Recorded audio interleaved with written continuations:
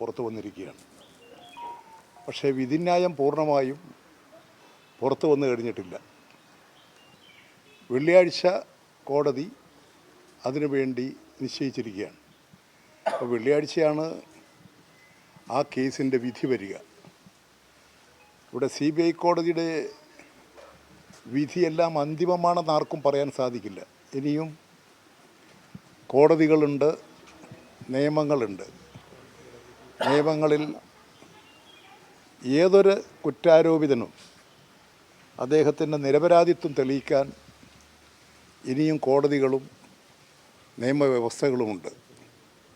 അത് ഈ വിധിക്ക് ശേഷം മാത്രമേ അത് സംബന്ധിച്ച് വ്യക്തമായ കാര്യങ്ങൾ പറയാൻ സാധിക്കൂ.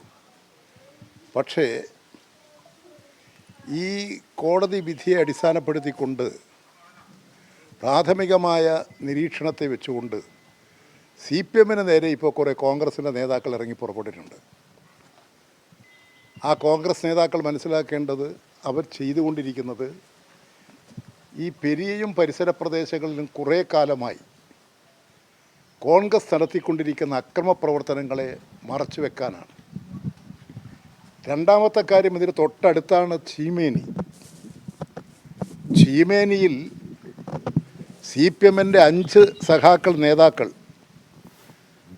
അവരെ പാർട്ടി ഓഫീസിനകത്തിട്ട് വെട്ടി നുറുക്കി പെട്രോൾ ഒഴിച്ച് ജീവന് വേണ്ടി കത്തിക്കൊണ്ടിരിക്കുന്ന ശരീരവുമായി പുറത്തേക്കോടിയവരെ വീണ്ടും വെട്ടി നുറുക്കി തീയിലേക്ക് എറിഞ്ഞ് 5 പേരെ നിഷ്ഠൂരമായി കൊല ചെയ്ത പാർട്ടിയാണ് കോൺഗ്രസ്. അതാണ് കോൺഗ്രസിൻ്റെ അവിടുത്തെ പാരമ്പര്യം.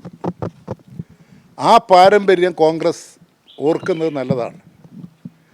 കേരളത്തിൻ്റെ ചരിത്രത്തിൽ അത് അപൂർവമായിട്ടുള്ളൊരു സംഭവമാണ്. പിന്നെ 5 പേരെ വെടിവെച്ച് മരണപ്പെട്ടു. ഇപ്പോൾ പുഷ്പനും വേറിട്ടു. 6 പേരെ വെടിവെച്ച് കൊന്ന സംഭവമാണ് കൂത്തുപറമ്പിൽ. തിരുവനന്തപുരത്തും ഇതുപോലെ 2 പേരെ വെട്ടിക്കൊന്ന കേസുണ്ട്, DYFI പ്രവർത്തകന്മാർ. ഈ കൊലപാതകങ്ങളെല്ലാം നടത്തിയും ആളുകളെ നിഷ്ഠൂരമായി കൊല ചെയ്യുകയും ചെയ്തിട്ടുള്ള കോൺഗ്രസിൻ്റെ ഈ പ്രശ്നങ്ങളിൽ എന്ത് ധാർമ്മികതയാണുള്ളത്? CPM ശരിയായ നിലപാട് മാത്രമേ എപ്പോഴും സ്വീകരിക്കാറുള്ളൂ. ഒരിക്കലും ഒരു അക്രമത്തെ പ്രോത്സാഹിപ്പിച്ചിട്ടില്ല, ഒരു കൊലപാതകത്തെയും പ്രോത്സാഹിപ്പിച്ചിട്ടില്ല. CPM-ൻ്റെ നേതാക്കളെയും സഖാക്കളെയും കൊന്ന പാരമ്പര്യം കോൺഗ്രസിനാണ്. അഴീക്കോടൻ രാഘവനെ ചെട്ടിയങ്ങാടി തെരുവിലിട്ട് കുത്തിക്കൊന്നവരാ. CPM-ൻ്റെ MLA നിലമ്പൂരിൽ വെടിവെച്ച് കൊന്നവരാ.